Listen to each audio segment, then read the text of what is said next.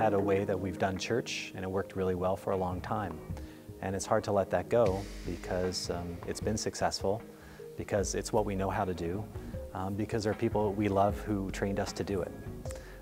And now we are entering into a different time. I think it's always important for the church to experiment and try different things, because that's the example that Jesus gave to us. We listened to hundreds of leaders across our synod, and you've shown us that you're ready for change, and we are ready together to try new things, to take some risks, and to move forward into the future. We can do this together. I think God is making a shift, not only in this synod, but all over the Lutheran denomination, to say, let's lift up our lay people, let's show them how to do it, they want to do it, and let's equip them to help do the ministry. As we listened to people, three things became clear. We want to move forward, we want to move into new arenas, we want to move together, and we like being together, and we do it because of our faith in Jesus Christ. Our Forward Together in Faith campaign has four main themes: equipping, networking, innovating, and communicating. When Jesus gathered his disciples, he equipped them for the work of ministry.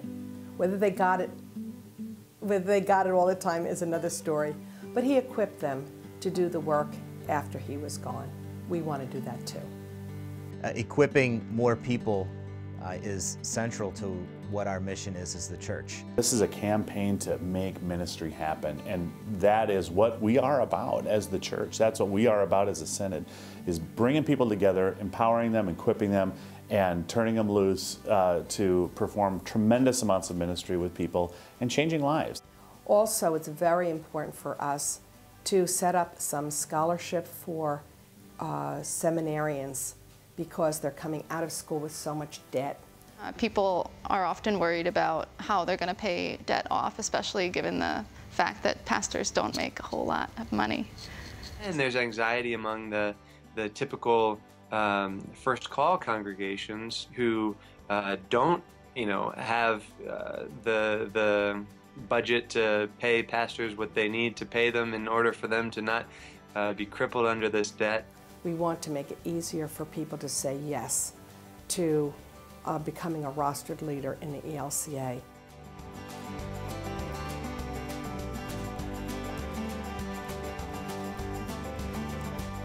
It gives us insight as to where our congregations are strong, where there may be some opportunities for improvement, and where they need to focus some of their time. We had entered into a feasibility study that was trying to assess whether the congregation was ready for a capital campaign. We were trying to buy down our mortgage. And with that feasibility study, we got some mixed signals back that said that the congregation was not ready. The opportunity for us to take the assessment was kind of a perfectly timed opportunity as we were discerning and moving forward in other mission prospects. I think one of the values of the assessment for us was that it confirmed that we are who we thought we are, but we're starting to question. So that really helped us, I think, get back on the track.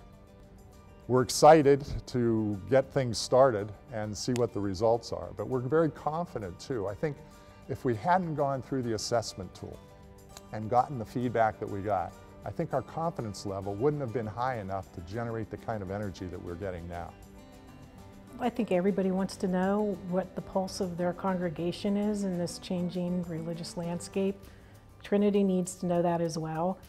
And there's certainly people in our leadership that love data. So that was nice to have to support decisions about how we wanted to move forward with it, for sure.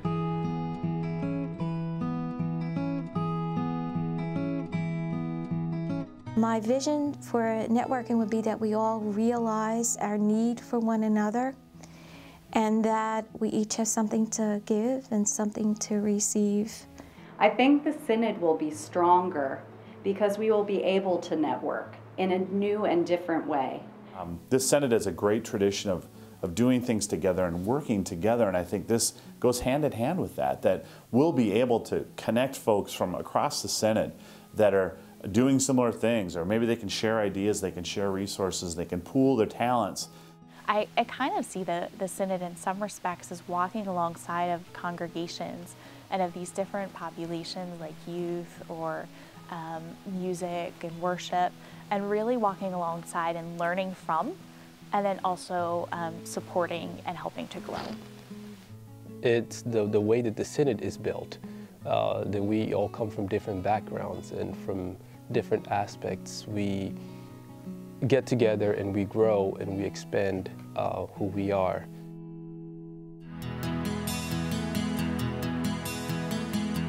I think we live in this culture of innovation where the idea of startups is driving a lot of industry and technology. And we need to think of ourselves as startups, like 250-year-old startups. But that's what we are now. One of the things that the Synod does really well is constantly find new ways of telling and living the old story. The new ways of doing this are innovations.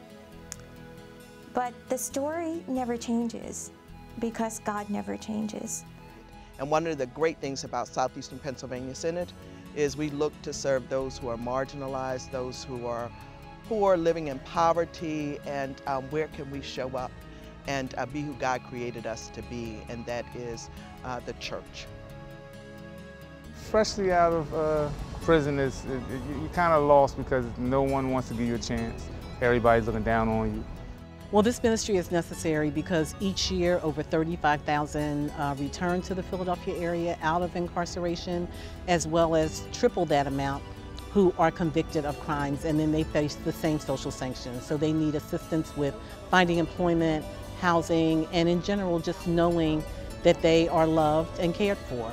Pastor Leonard, instilled a lot of stuff in me, about we are worth something, and we don't let that beat us down and all that stuff, and just keep pushing and keep pushing. And it helped. It is important for them to understand that God loves them and we love them as well.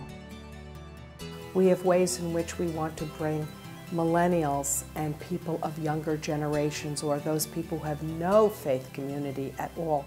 From the very beginning, when we came to the Synod with the idea of Ronhurst Turning Point, they were very supportive, they were very encouraging, they were excited about the idea of something that was different, that was a little outside of the box. So let's start small, let's do a little bit of something, let's try it out. If it works, let's do it. Well, it's a really exciting time to be a communicator. We have all of these amazing tools available to tell our story in ways we never dreamed of just a couple years ago. At the same time, it's a real challenge because we need people, we need money, we need a willingness to experiment, we need creativity in order to tell God's story. So how do we give people the tools or help them to use the tools that already exist to tell their stories in really interesting, compelling, visual, textual ways? Well, St. Paul showed us in Athens that even a great story isn't effectively communicated until an audience gets it in their own language.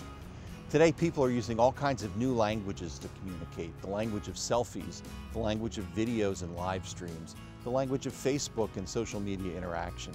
We want to help our congregations be able to tell their stories in all of those languages and more. I think if we do our job right, at the end of the day, we're going to have the Synod be the hub of information, of new ideas, of connecting people and telling the story.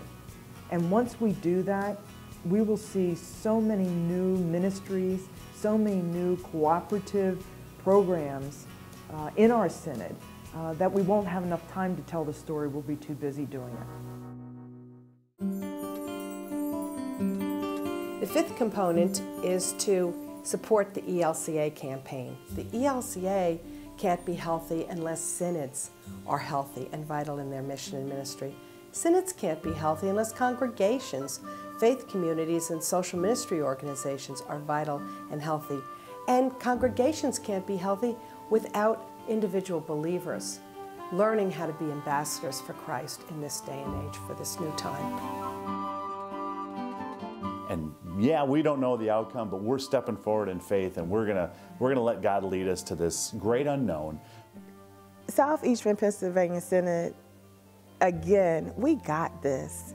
God is with us. We're going to work together to do it. He has never failed us or forsake us. We got the faith to get us through this. Well, I'm inspired by a synod that's willing to move beyond the way that we already do things and discover the way that God is moving us forward together in faith. You know, we are so often to say in our churches, behind our doors and our stained glass windows, come and see, come and see. I'm inviting you to go and see what God is doing in our midst. Forward together in faith. That's where we're going.